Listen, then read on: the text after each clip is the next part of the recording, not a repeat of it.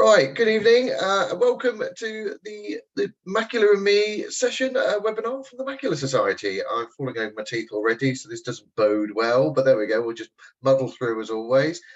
So it's another one in our series, but this time we've actually got our research team with us today, who are hopefully going to answer some questions on research and bits and pieces, and what we get up to as the Macular Society with research, and answer your questions. So we want this session to be as interactive as possible. So Jess, my PA, has already sorted out the chat, so that's working.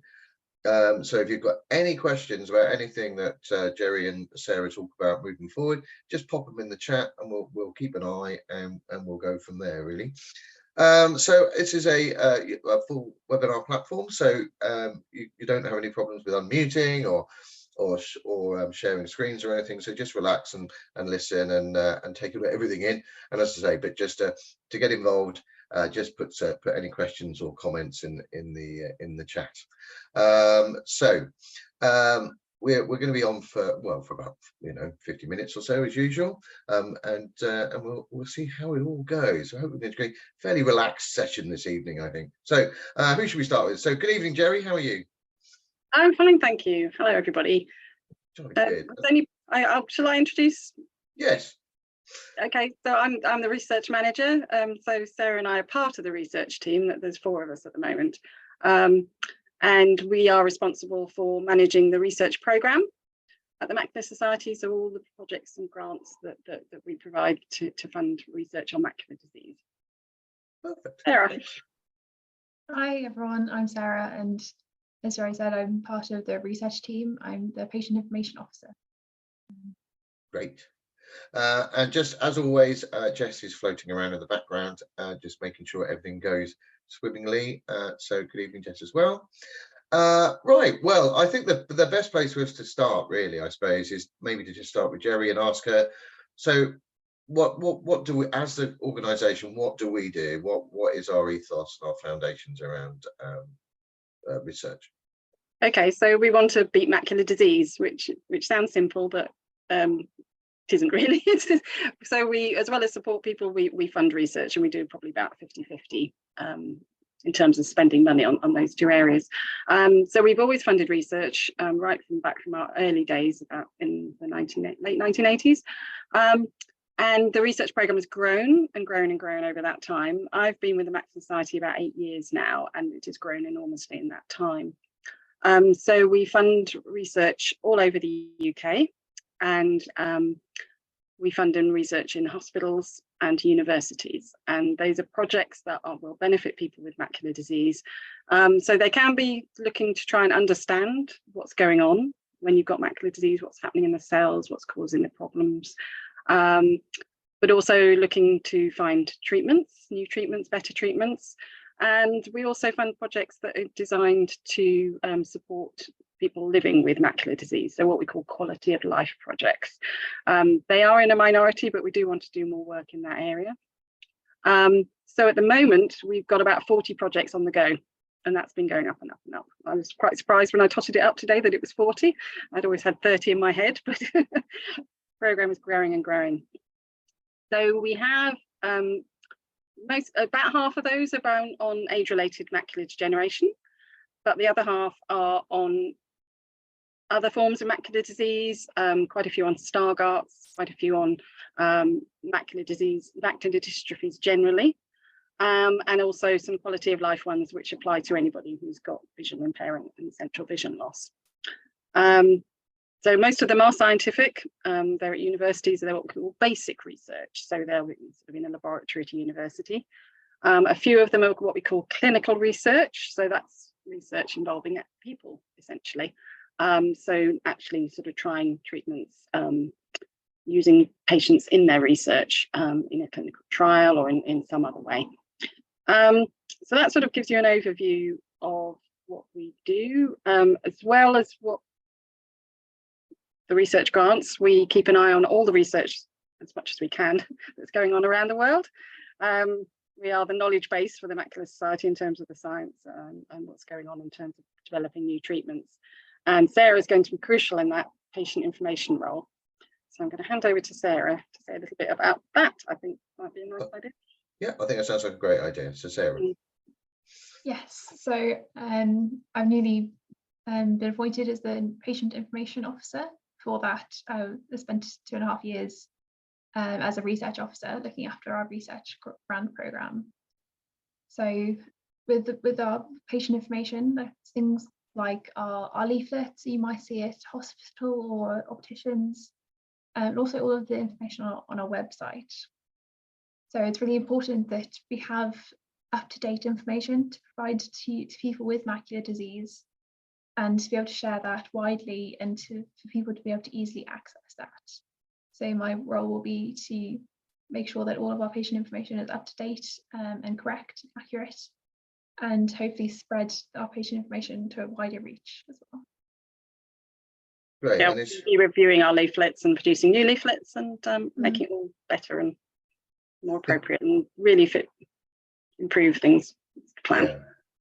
I think it's important, isn't it? Because one of the things that we do and we pride ourselves with at the Macular Society is making sure that our patient information is accessible, and that doesn't just mean easy to find, but actually just understandable as well. So when we talk about research, it's very complicated. So how do we make sure that we ensure that the information that we're giving around research is easy, so that the people that aren't clinicians and aren't researchers can understand it? Should I take that? Yeah. Yeah.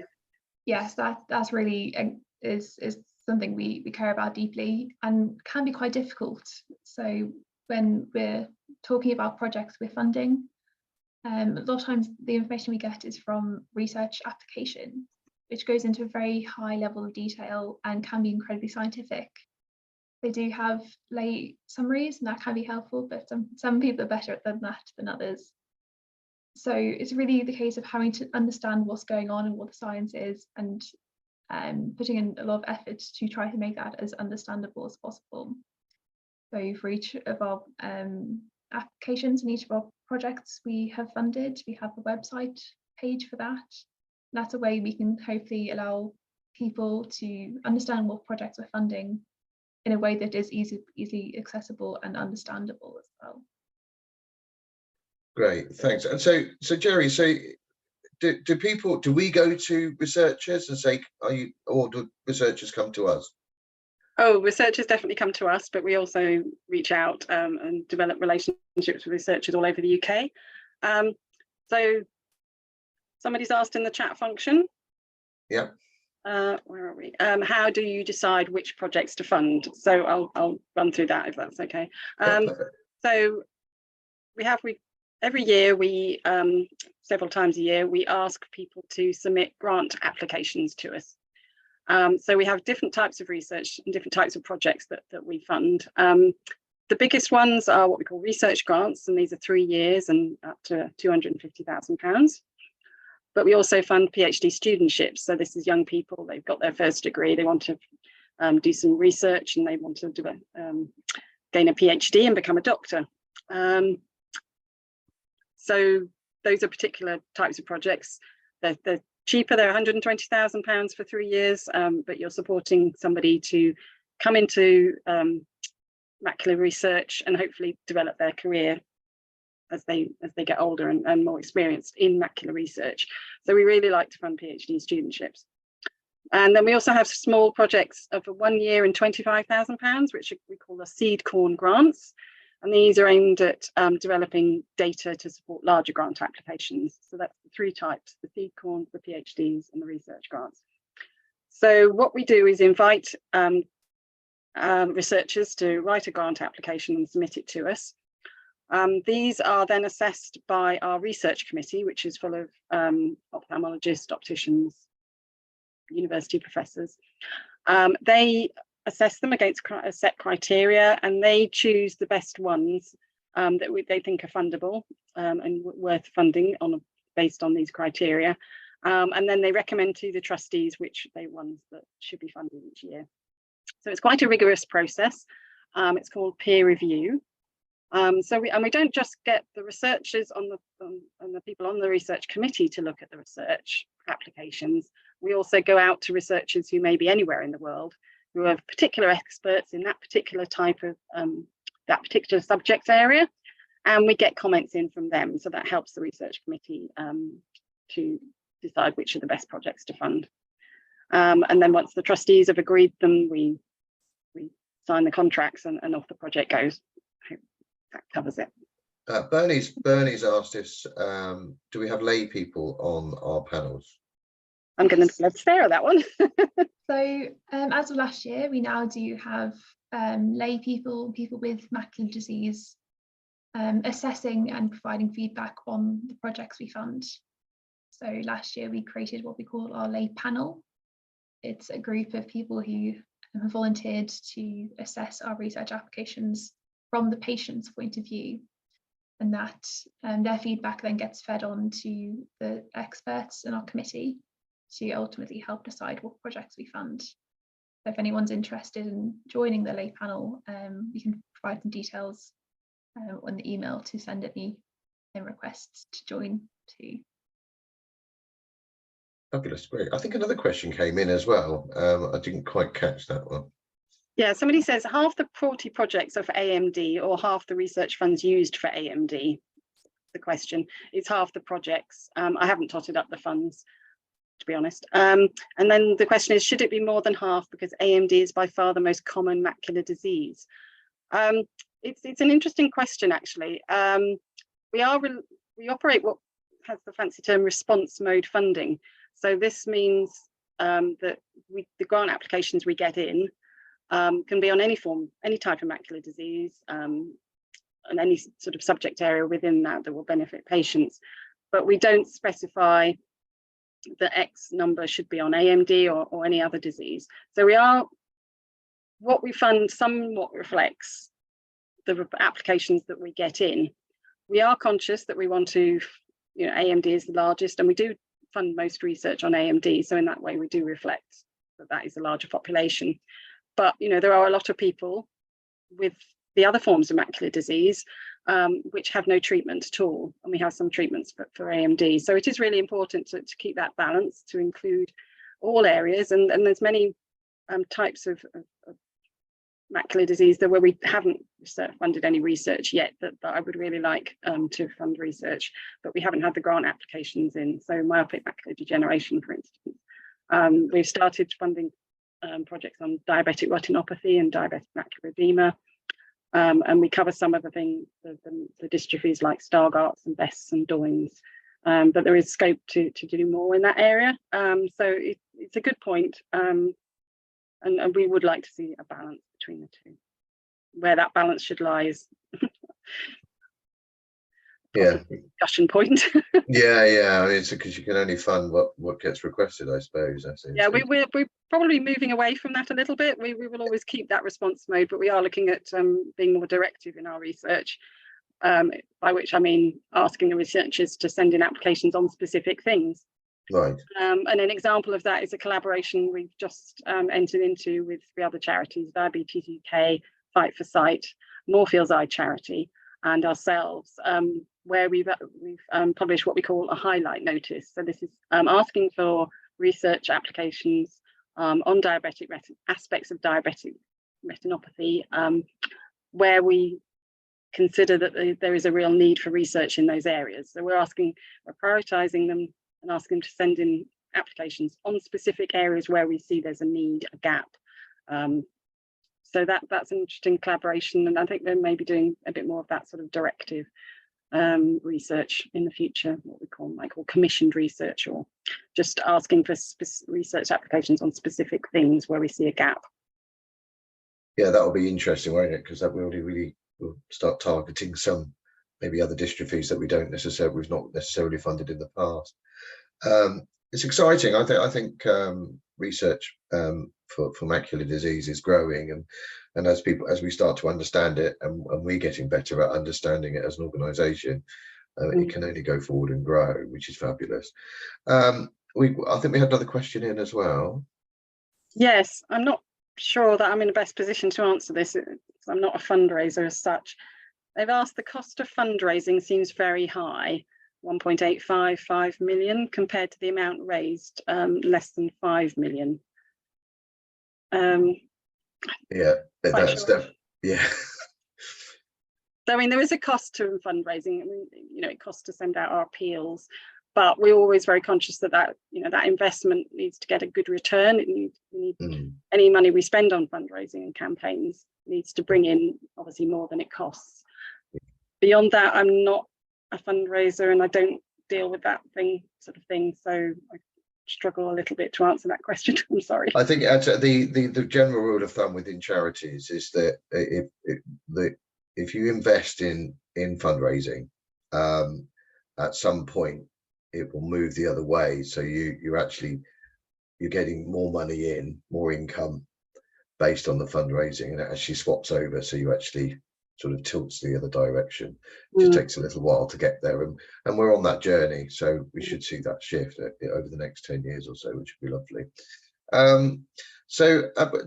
We did get one question in, didn't we? We asked for some questions up front, and we did get one question around Stargardt. Sarah, what was that? Yes, so someone asked about the inheritance of Stargardt's. They had one child with Stargardt's disease, and I think they were asking whether the risk of another child also developing Stargardt's disease. So I can quickly explain a bit about what and how genetic inheritance works. So as we're aware, Stargardt disease and some of the other macular dystrophies are inherited through our genes. So there are two basic ways that genes can be inherited. We get two sets of each gene, one of them from each parent, and when they have a mutation, they might cause a specific condition like Stargardt disease. There's a mutation in one or both of those genes. So with Stargardt disease, both copies of the gene need to be have that mutation in order for a person to develop Stargardt disease. So we say there's about 25% chance of developing the condition if both your parents have a copy of that faulty gene.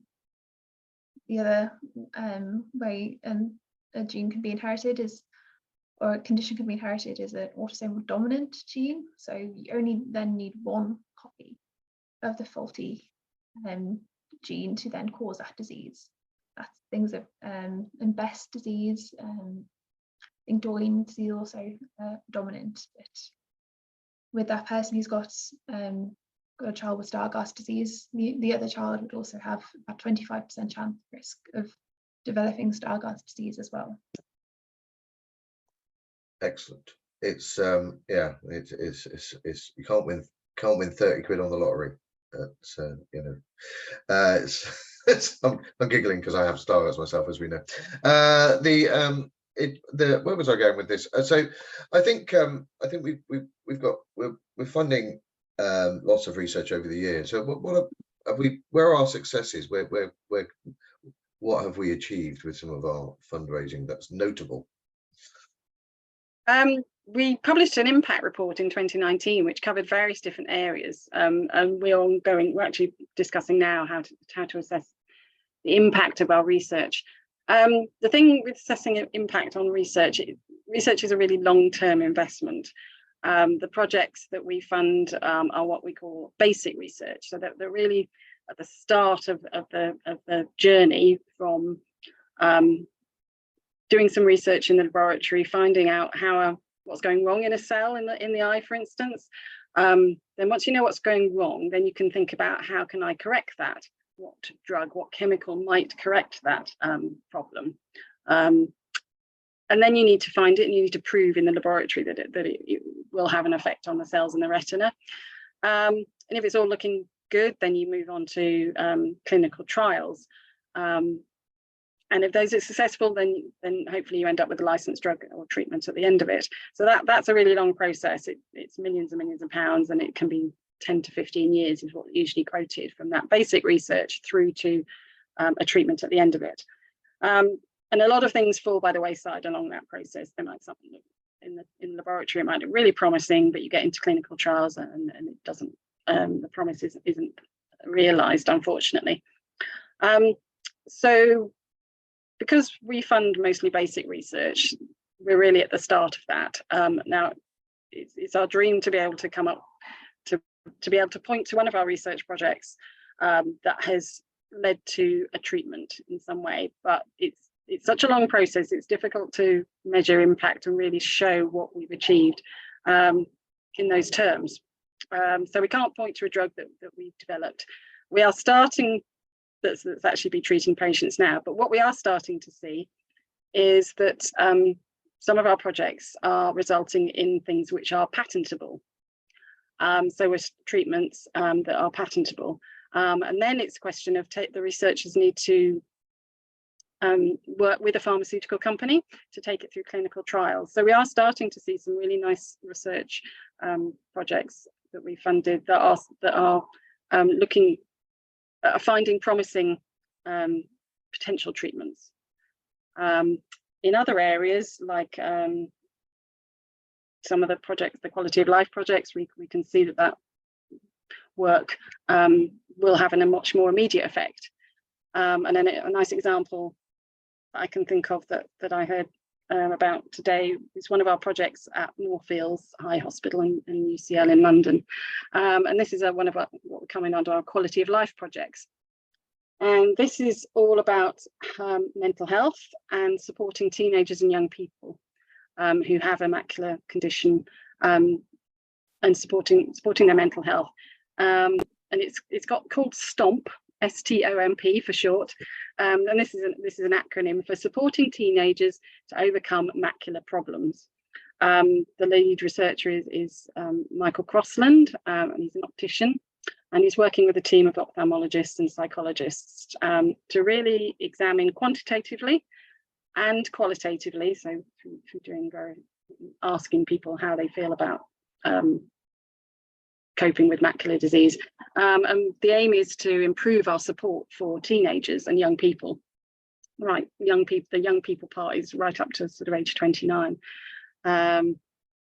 To cope with the diagnosis, to manage their disease, manage living with their disease, basically. And that we'd like to see, I think we'll see the impact of that within a few years, hopefully, to improve services for young people who've been diagnosed with a macular degeneration. And when I heard him talking earlier today, he was talking about not just treating people who are having problems, but putting things in place potentially which will stave off problems. We can stop people suffering anxiety and depression. That's so much better than treating them once they've got it. So that's something that could have much more short-term effect. Well, I just should point out actually at this point that Michael is coming to talk at the annual conference as well, so about this project, isn't he? So that's good. For the working age or the inherited retinal stream in the morning. So the annual conference is on the 16th of September. He says, struggling to find the date. Bernie's asked another question. I don't know if Sarah wants to answer this or yourself. So can patients sort of suggest areas of research? So yes, we always want to hear from patients' point of view. As we kind of said before, right now the only projects we fund are that response mode.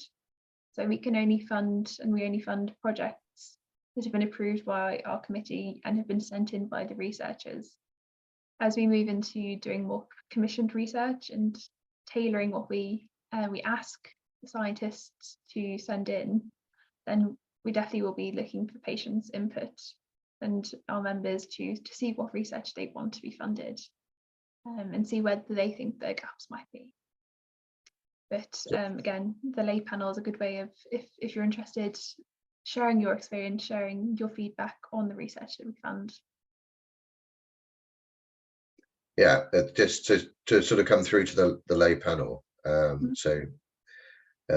join the lay panel. I mean, how large is the lay panel? So right now, I think we have about 10 to 15 people. So they go through a very similar process to our research committee. They get sent our lay summaries of the applications, and then they provide feedback and comments, which are then fed into our research committee when they make decisions on whether things should be funded. So it usually requires about 3 busy times a year when we have different applications coming through and it's very much a voluntary role. You can do as much or little work as you need, depending on your lifestyle. But yes, we send people applications, and then they send back the feedback. Fabulous, great. We've had another question. We've had a question about research for AMD, but I'm just going to leave that one for a second. And just someone's asked if we fund less, we fund less. If we focus on fewer projects, will that mean the research will have more success? I mean, the largest projects that we fund, as I said, are 3 years and £250,000. I don't think it quite works that way. The researchers want to explore theories that they've thought up, things that they would really like, they think are promising as treatments, or they really need to understand more about how the disease progresses. There is an argument for funding really large projects, but that limits the amount of different areas that you can explore. So there's a lot we still don't know about macular disease and AMD and the other dystrophies, and to fund larger projects. I think there's scope for larger projects within a research program. And as I've explained, we have the small seed corns and the larger research grants and PhDs. So I think it's about having a spread. We could potentially in the future fund £500,000 projects potentially. So that's a possibility, definitely. I'm not sure it would necessarily be better. It's just something we probably would have in the mix once we expand our research program. Just to add on, I think funding fewer projects is oftentimes we don't know which projects are going to be successful. They can look the best and they can be really interesting, and we can be really hopeful that they might prove to be successful, but maybe there's something there's many reasons why research might not lead to a treatment in the future. That's still really important that we know what doesn't lead to a treatment, so people don't carry on looking where we shouldn't be. So if we then did more larger projects, we might not be always looking in the area that would then lead to the best treatment. So it's good to have a good spread. Great. And what happens? So if the research, obviously it's one of these big research projects that we fund after the 3 years, is sort of got to a point where they've gone, right, okay, we could have a little bit more money, we can maybe be able to complete this, we feel like we're having a breakthrough. Is there a possibility for these research studies to come back to ask for another pot of cash, so to speak? Yeah, we don't have any rules about how many projects we'll fund with a particular team. The largest is a team in Newcastle. I think we're on their fourth project, and it is actually really nice to see a progression through the research. They found something interesting, they want to look into it more, they come back to us and ask for some more grant funding, and if the research committee consider that's worthwhile funding, we will go with that. So we definitely fund more than one project with some people. It's great to see a progression. Yeah, it's brilliant, isn't it? I think it's, yeah.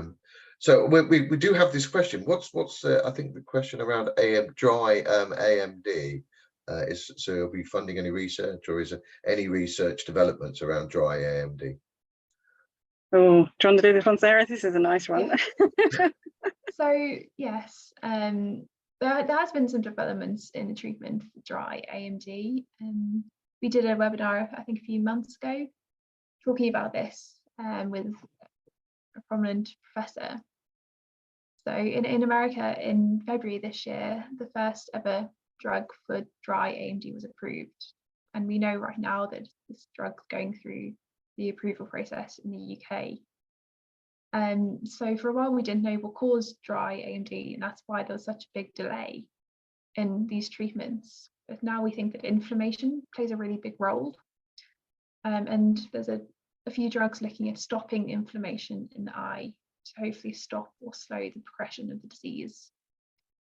So the drug that was approved in the US is a drug called Syfovre, and it's an injection into the eye every month or every other month. and it's looking to slow the growth of damage, what's called geographic atrophy, so that area of damage in the eye, and that's associated with dry AMD. So that's really promising to see that there is a treatment that has been approved somewhere in the world, and we are definitely seeing developments in the dry AMD research. Yeah, that's really exciting, because as we know, the dry AMD is 80% of people with the condition have geographic atrophy or dry macular degeneration. So that's very exciting. It seemed to be bubbling around for ages and sort of nothing happening, and all of a sudden what happened at once, didn't it? Which was great. So. Yeah, there's another similar drug that we expect to be cleared in America in a couple of weeks. Literally, it's quite a similar drug, quite a similar approach. It looks like it's got pretty similar results from the clinical trials, so we could have 2 drugs very soon. Syfovre, we expect to get a result on the license application early next year, and NICE, National Institute for Health and Care Excellence, is already looking at it, starting the process of looking at its potential for availability on the NHS. So that it's all going through the processes that they need to go through to get approval and use on the NHS. So some of these drugs are very expensive, aren't they? And they're after the research. So what's the benefit, I suppose, of paying through the NHS for these drugs for people? I know it seems like a really callous question, but it's, you know, when some of these drugs are £800 a pop, and people have them every couple of months, but what's apart from people saving people's and restoring people's vision, or saving people's vision? Yeah, we're not talking about restoring vision, unfortunately. No, yeah, just slowing, isn't it? Yeah. Yeah, I don't know what the UK price will be. We can see what the American price is, but that's probably not necessarily of what the NHS might be asked to pay. And the NHS will negotiate with the company to get a discount, which is then commercially confidential. But you know, we have a rough idea from wet AMD what the cost price is versus probably what the NHS are paying. So the cost price is you know, maybe £600-800 for wet AMD drugs, around in that region, and there's probably a £200 or £300 discount, I'm guessing, that the NHS pay for the wet AMD drugs, but they're still expensive. Yeah, worth every penny. Yeah. So for those we people, are starting to see new drugs coming through that are cheaper, because they are the wet AMD drugs are coming off patent, and therefore other companies can make them, and they can make what they're called biosimilar drugs. So they're sort of a copycat type drug of the original branded drugs, and they are cheaper. There's competition entering into the market, and that's going to benefit hopefully the NHS, because these cheaper drugs will free up some money for other treatments. Perfect. Did I hear another question come in? Yes, there's another question came in. It says, how does anti-VEGF manage to get into the macula by such a tiny needle into the gel of the eye? I'm thinking there's 2 separate questions, but some of the research is treatments needing in. Sorry, I'm having trouble understanding the second half of that question. I think it's how does it go from the vitreous to the macula?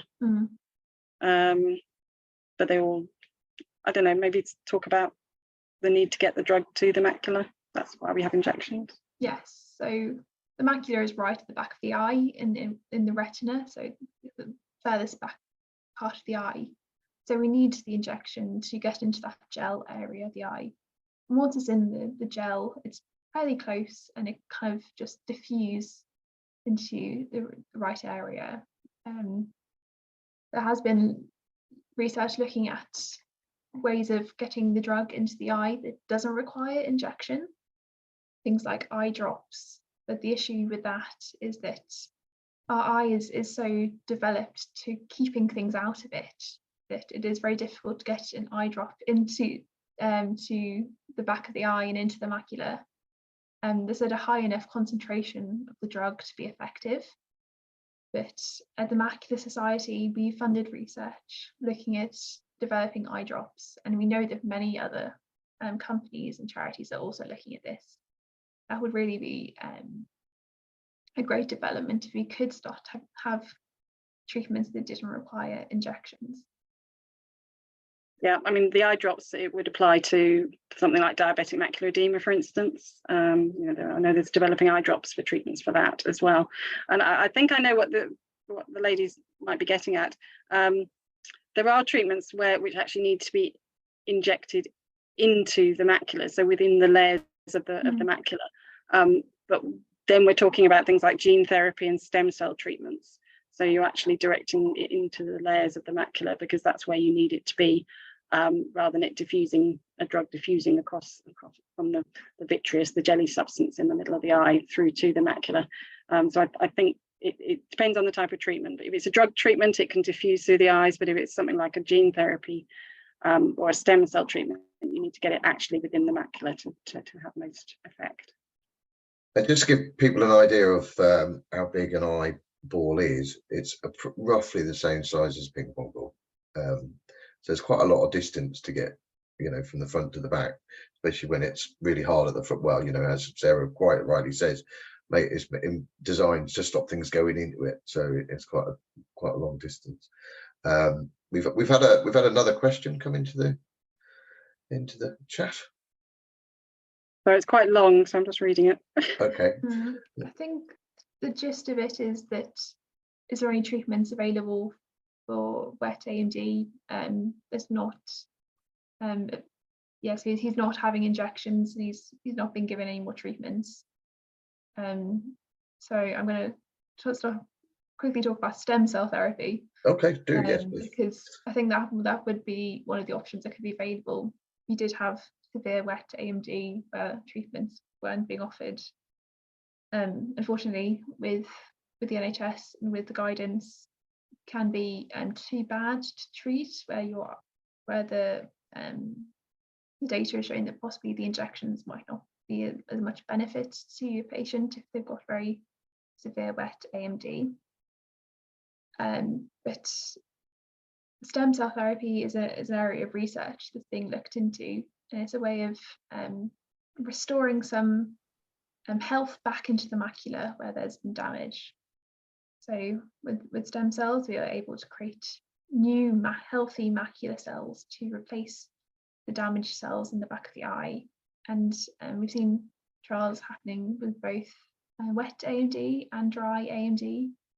And in both cases, we've seen some benefit and even some gain in vision after treatment, because we're able to restore some health back into the macula and to hopefully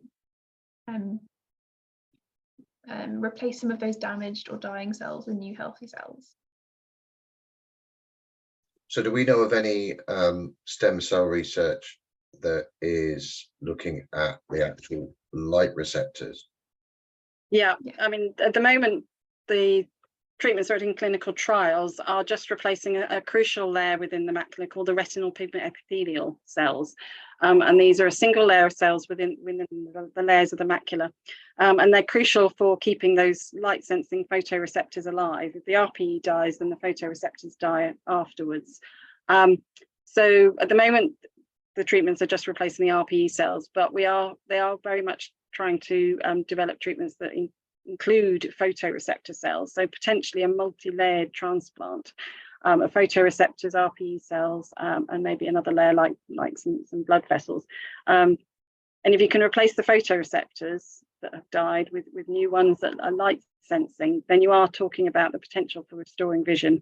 It is a little bit of way away though. We haven't yet got any form of stem cell treatment that's been gone through clinical trials and had a license, but that is definitely what they're aiming for. The RPE cells, I feel, I've been told that they're relatively easy to grow in the laboratory. The photoreceptors are quite a bit more difficult to grow, but not impossible by any means. So that's what they're working towards, and that might be a potentially sight restoring treatment. The treatments we have now and are coming through for AMD and anyway are more about stabilizing vision.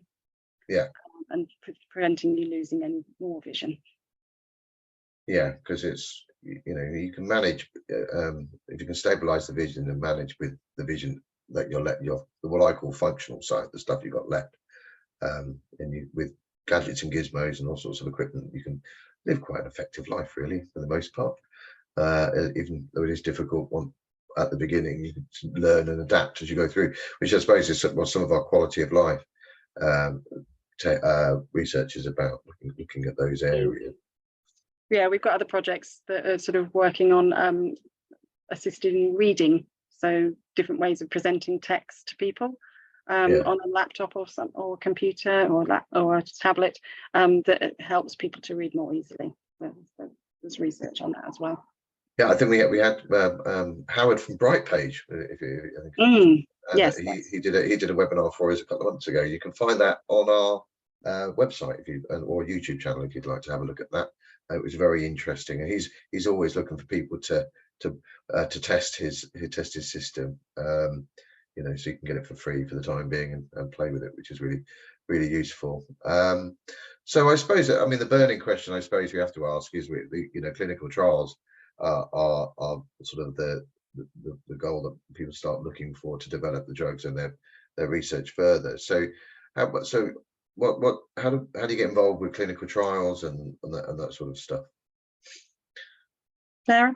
Yes. So at the Macular Society, we have what we call our research participants database. We have both paper copies of the form and also a form on the website. In order to join the database, you need to provide a bit of details about yourself and your condition. And then there's different ways you can take part in research. You can either take part in research through these clinical trials, and obviously clinical trials do offer the possibility of sometimes getting treatment earlier or trying new treatments that might not be available yet. But there's also many other ways you can help research. And another key way is by sharing your experience of living with macular disease, either through focus groups or through surveys. We offer both the opportunity to take part in clinical trials and also sharing your experience of living with macular disease. Then we ask for a bit about you, where you live, what your condition you have is. And then if we find a trial or a study that we think you may be suitable for, we can contact you with details of the study and how to take part. And then it's up to you whether you decide to take part in that trial or study. There's a way of registering your interest in research and in trials and studies, and a way of then finding out about things that you might not hear about otherwise.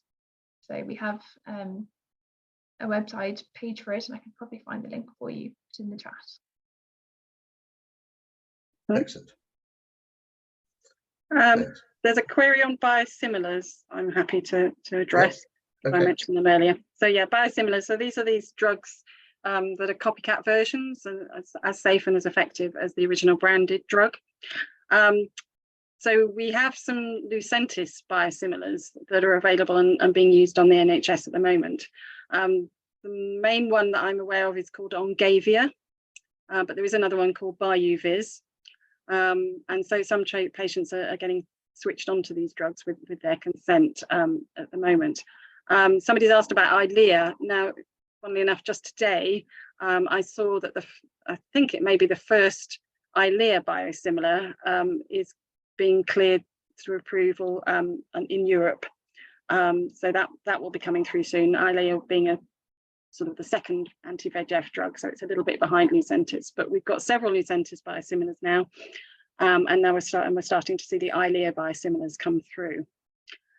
Now, there's some guidance issued to NHS England around how they should introduce these drugs, but it is ultimately a decision for the doctor and yourself about whether you switch to one of these biosimilars, whether it's appropriate for you and you're happy to do that. As I said, they are equally safe and equally effective. The Lucentis ones, Lucentis is a slightly more frequent injection regimen usually than Eylea and some of the newer drugs like the Bismo. So there is that potential to think about, but people are starting to be offered these new biosimilars. So the person asks, am I correct on the NHS? The only biosimilar available is the Lucentis copy. So, and I think that is true. We haven't got the Eylea ones yet, but we will do before too long. So we do hear occasionally about people telling us that these drugs are not available, or the newer drugs are not available in their clinics. Now, once NICE has cleared them for use in the NHS in a very short period of time, few months, the NHS hospitals should be having them available for use in the clinics. We're aware that there can be some delays if there's a little bit of extra training needed to introduce the drugs, or there may be some minor delays, but these new drugs should be coming through and being used across the NHS now. Yes, I mean, it just gives lots more options, doesn't it? Which is moving forward. Bernie's asked a question about biosimilars for diabetic retinopathy.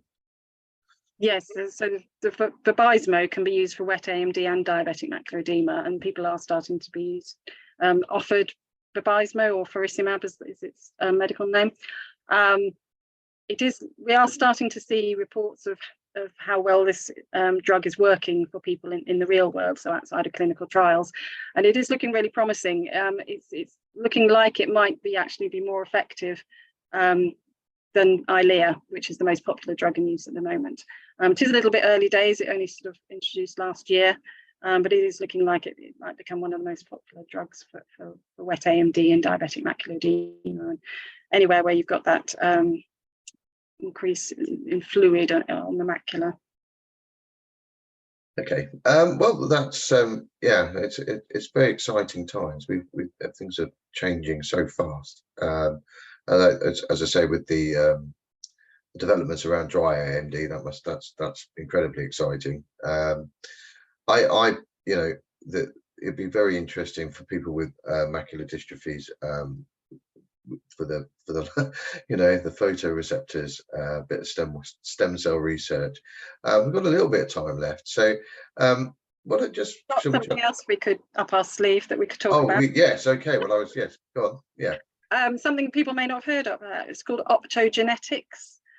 Sarah's all teed up to talk to you about optogenetics, I hope. Yes, so optogenetics is kind of similar to gene therapy and to stem cell therapy. So obviously the photoreceptors in the back of the eye become damaged and no longer work with all kinds of macular conditions. So optogenetics is trying to edit the healthy cells we have left in the macula to create new light sensing cells to then replace those lost photoreceptors. So this is still very early stages of research, but it's being looked into for both AMD, but also for a wide range of retinal conditions and macular conditions.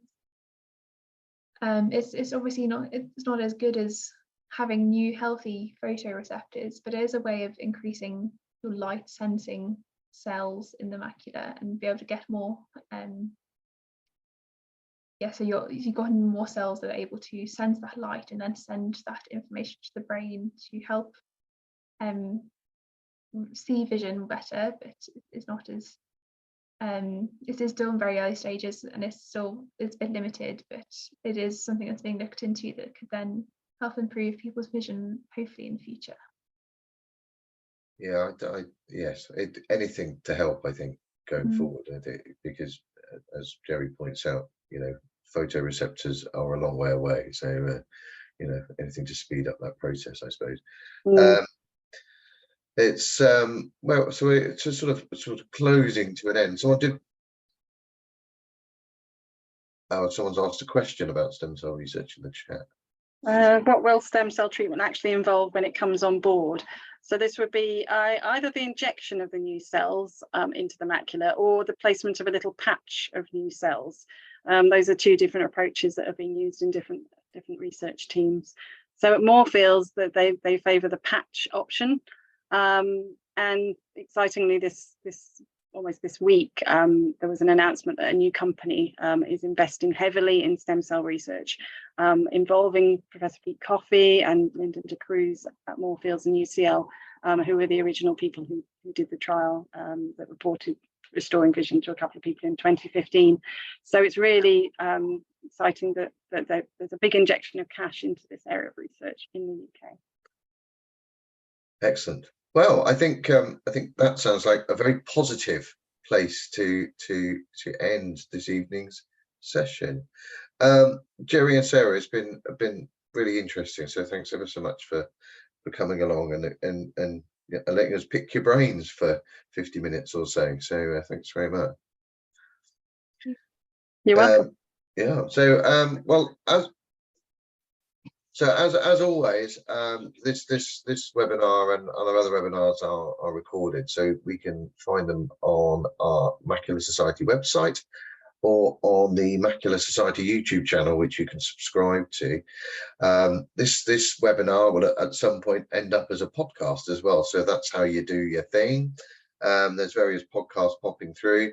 They're getting released every other Thursday at the moment, from all good podcast platforms, wherever you get your podcast from. Gosh, I sounded like a radio DJ then.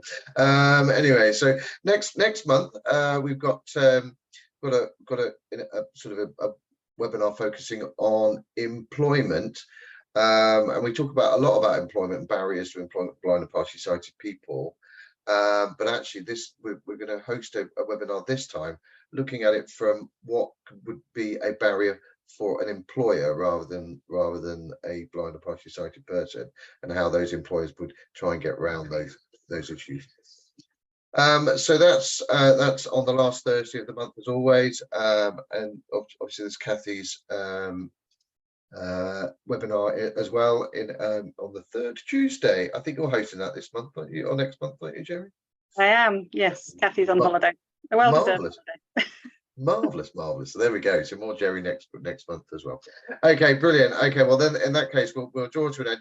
So thanks very much for all joining us. I hope you found it interesting. I know I did. I learned a lot as always with these guys, so that's really great. So cheers very much, and we'll see you next month. Thanks very much. Bye everybody. Thank you. Bye.